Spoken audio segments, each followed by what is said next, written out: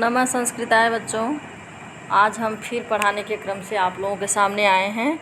तो देखिए, आगे हम लोग 45 श्लोक तक पढ़ चुके हैं रघुवंश महाकाव्यम का। आज हम लोग पढ़ेंगे 46वां श्लोक। तो देखिए, अथांधकारं गिरिगह्वराणां दृष्टां मयूखैः सकलानि कुर्वन् भूयः स भूतेश्वर पार्श्ववर्ती किंचिद्विहस्यार्थपति बभासे। तो देखिए, अन्वय इसका देख लेते हैं। अथ भूतेश्वर पार्श्ववर्ती सह गिरिगह्वराणाम् अंधकारं दृष्टां मयूखैः सकलानि कुर्वन् किंचिद विहस्य अर्थपति भूयः बभासे। अथ माने इसके बाद या तदंतर भूतेश्वर पार्श्ववर्ती। भूतेश्वर पार्श्ववर्ती, भूतेश्वर किसको कहा गया है? शंकर जी को। पार्श्ववर्ती माने होता है अनुचर, सेवक। भूतेश्वर पार्श्ववर्ती, शंकर जी के सेवक। इसके बाद शंकर जी के सेवक सह माने उस या वह उस सिंह ने। शंकर जी का सेवक कौन है?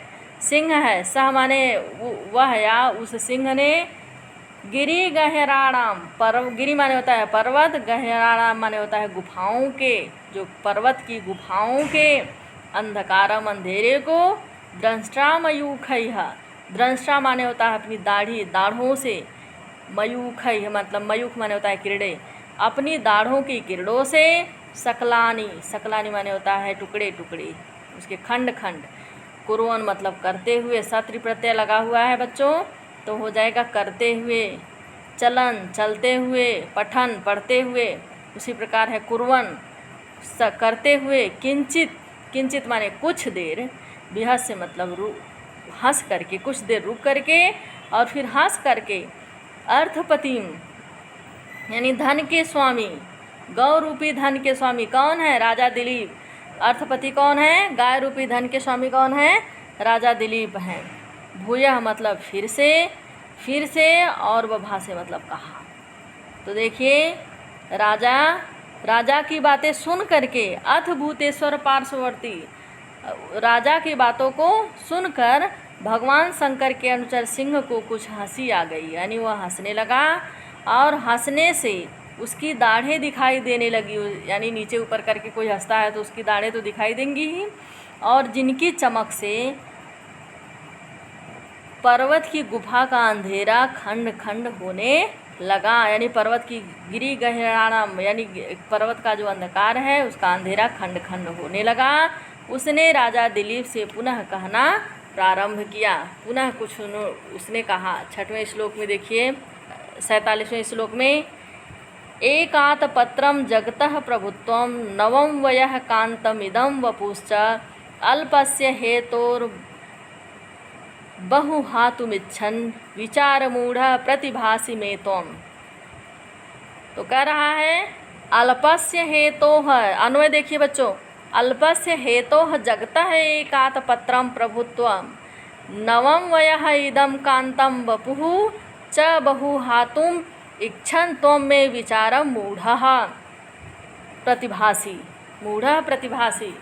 आगे वह कह रहा है कि अल्पस्य यानी छोटी वस्तु के लिए, नंदिनी को छोटी वस्तु बता रहा है, छोटी वस्तु के हेतोः कारण, हेतु माने होता है कारण, छोटी वस्तु के कारण जगतः माने जगत की, एकात पत्रम एक छत्र, तुम जगत के एक स्वामी हो, प्रभुत्व मतलब प्रभुता को, नव मतलब नूतन, वयः माने अवस्था को, च माने और होता है इदम यह, कांतम माने सुंदर, वपु माने शरीर, इस प्रकार बहुत, बहु माने होता है बहुत कुछ, हातुम त्यागने की, हातु माने होता है त्यागने की, इच्छन मतलब इच्छा करते हुए। इसके पहले आप लोग पढ़े थे बच्चों, कुर्वन् माने करते हुए, तो यहाँ अब आ गया इच्छन, इच्छन माने इच्छा करते हुए, तुम माने तुम, मे माने मेरे यानी मुझे, मे माने मुझे, विचार मूढ़ः यानी मुझे आप क्या समझ में आ रहे हो? विवेक शून्य, ना समझ, मूर्ख, प्रतिभासी यानी प्रतीत हो रहे हो। कौन कह रहा है? सिंह कह रहा है। सिंह कह रहा है, हे राजन, तुम कैसे अर्थपति हो, तुम कैसे राजा हो, तुम्हें तो सौदा करना ही नहीं आता। अल्पस्य हेतोः, थोड़ी सी वस्तु के बदले कोई भी बड़ी वस्तु नहीं छोड़ता। यानी छोटी सी वस्तु है, इसके लिए तुम बड़ी वस्तु यानी अपने प्राणों को मत त्यागो। तुम इस तुच्छ सी गौ के लिए, गाय के लिए, जो छोटी सी गाय के लिए संसार का एक छत्र राज्य अपना नव यौवन और इतना सुंदर शरीर, अपना जो सुंदर वपु यानी कांतम वपु, कांतम माने सुंदर और वपु माने शरीर, आप अपने सुंदर शरीर और सब कुछ त्यागने के लिए उतावले होते हुए मुझे तुम वज्र मूर्ख दिखाई देते हो। क्या तुम्हारे विवेक ने काम करना छोड़ दिया है? वही वो कह रहा है कि क्या तुम्हारा विवेक अब का, तुम तो मुझे क्या समझ में आ रहे हो? विचार मूढ़, विचार मूढ़ मतलब विवेक शून्य या तो मूर्ख, प्रतिभासी माने प्रतीत हो रहे हो। तो 48वां श्लोक देखिए बच्चों। हाँ, भूतानुकंपा तव चेदीयम गौरेका भवे स्वस्तिमति त्वदन्ते जीवन पुनः स्वसदुपलवेभ्यः प्रजा प्रजानाथ पितेव पासी। तो इसका अन्वय देख लीजिए बच्चों। तव भूतानुकंपा चेत, तव भूतानुकंपा चेत त्वदन्ते इयम् एका गौ स्वस्तिमती भवेत् प्रजानाथ जीवन पुनः पितेव प्रजा उपप्लवेभ्यः शाश्वत पासी। तो देखिए, तव माने तुम्हारी, चेत माने यदि, तव माने तुम्हारी, चेत माने यदि, भूतानुकंपा प्राणियों पर अनुकंपा है तो, तुम्हारी यदि प्राणियों पर अनुकंपा है तो, त्वदन्ते, त्वत अंते, त्वत माने तुम्हारे, अंते मतलब मृत्यु होने पर, तुम्हारी मृत्यु होने पर, इयम माने यह, एक अकेली गौ माने गाय, एक अकेली गौ ही स्वस्तिमती सुरक्षित रहेगी। यानी अगर तुम्हारी प्राणियों पर अनुकंपा है तो तुम्हारे मृत्यु के बाद यह एक अकेली गाय ही सुरक्षित रहेगी। प्रजानाथ, हे प्रजा, हे राजन, हे प्रजानाथ, जीवन यानी जीते जी, पुनः माने एक बार फिर, यानी नए सिरे से, पिते माने पिता के समान, पिता के समान, प्रजा मतलब प्रजाओं की यानी संतान की तथा जनता की रक्षा, उपप्लवेभ्यः संकटों से सशोत्मतम सदा पासी माने रक्षा करोगे। आगे वही वो कह रहा है सिंह कि हे राजन, अगर तुम एक तुच्छ गाय के लिए अपने प्राणों को त्याग दोगे, हे राजन, हे प्रजानाथ, यह तो बहुत अच्छा है कि आपकी प्राणियों पर अनुकंपा है, किंतु इस आपके जो भूतानुकंपा से आप मृत्यु का ग्रास बनकर आप मृत्यु को प्राप्त हो जाएंगे, आप मर जाएंगे। तो केवल एक ही गौ की रक्षा कर सकेंगे, एक यानी आप अकेले अपने प्राण को दे करके एक गाय की रक्षा कर सकेंगे, लेकिन एक मानव की मृत्यु पर एक पशु की रक्षा, यह तो कोई लाभ का सौदा नहीं है। यदि आप जीते रहे तो पिता के समान यानी गौरवान्वित होकर अपनी समस्त प्रजा की संकटों से रक्षा करते रहेंगे। तो देखिए आगे बच्चों 49वां श्लोक। तो देखिए, अथैकधेनो पराध चंडाद गुरोह कृशानु प्रतिमाद विभेसी शक्योस्य मन्युर्भवता विनेतुं गाह कोटिशः स्पर्शयता घटोग्निः। अथ एक धेनोः, अन्वय देख लीजिए।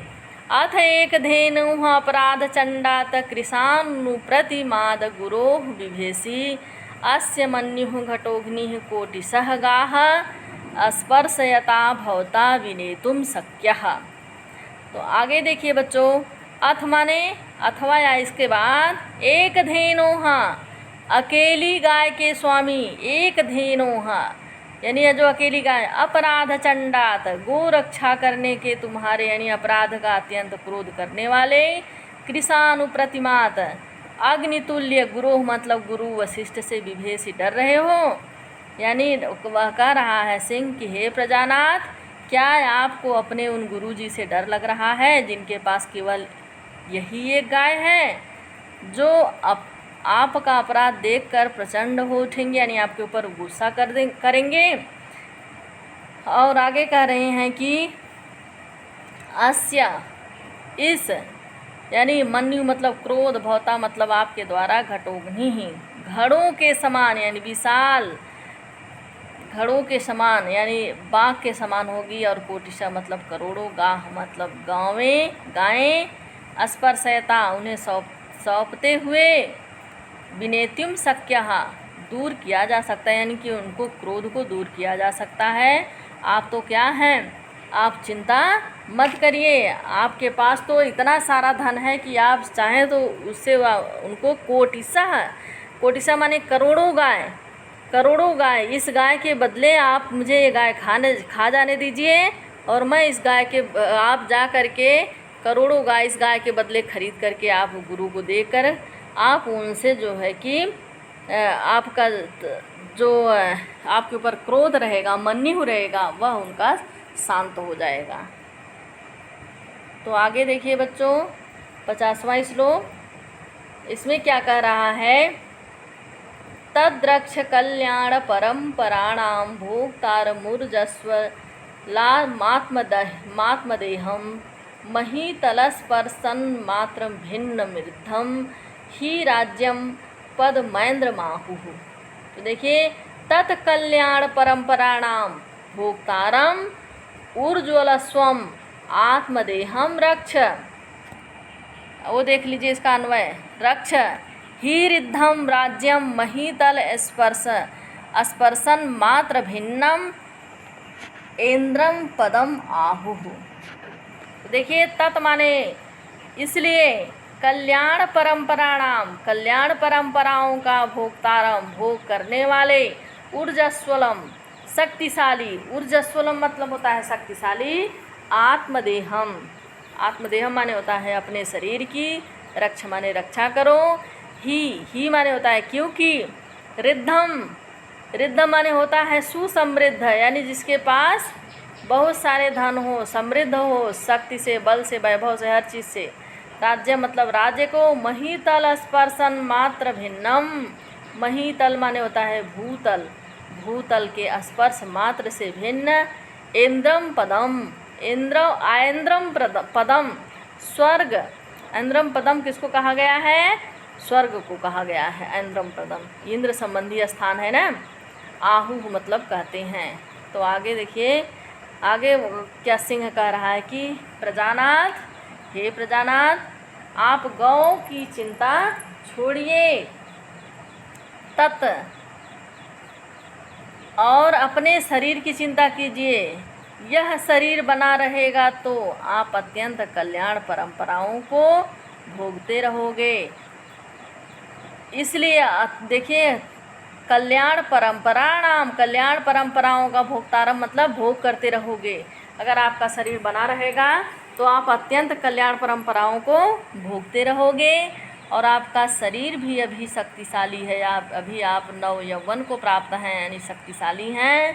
तो इसलिए वह कह रहा है आगे कि ऊर्जस्वलम आत्मदेहम रक्ष, यानी इस ऊर्जा से भरी हुई, यानी आप अपनी शक्तिशाली शरीर की रक्षा करें, और इसका ध्वंस करना ठीक नहीं है, यानी इसका विध्वंस कर देना अभी ठीक नहीं है। क्या आप यह नहीं जानते कि विद्वानों ने राज्य को स्वर्ग की संज्ञा दी है, यानी राज्य जो होता है, विद्वानों ने उसको राज्यम महीतल स्पर्शन मात्र भिन्नम ऐन्द्रम पदम आहुः, यानी विद्वानों ने राज्य को क्या कहा है, राज्य क्या होता है, राजा का राज्य ही स्वर्ग होता है। तो इसलिए हे राजन, राज्य में पृथ्वी का स्पर्श बना रहता है और स्वर्ग में पार्थिव स्पर्श का आनंद नहीं मिल पाता है। अतः आप जीवित रहें और शारीरिक सुख और राज्य के आनंद भोगे, यानी कोई स्वर्ग जाता है तो उसकी आत्मा ही जाती है, सशरीर वह स्वर्ग को नहीं जाता है। वही जो है कि इसमें समझा रहा है सिंह कि स्वर्ग में आपको जो है पार्थिव सुख नहीं मिलेगा, आपके शरीर का सुख नहीं मिलेगा, लेकिन आप इस राज्य में आप अपने पार्थिव सुख को भी, अपने शरीर के सुख को भी प्राप्त करते रहेंगे। इसके साथ बच्चों धन्यवाद। आगे फिर आप लोगों से मिलेंगे नेक्स्ट वीडियो में।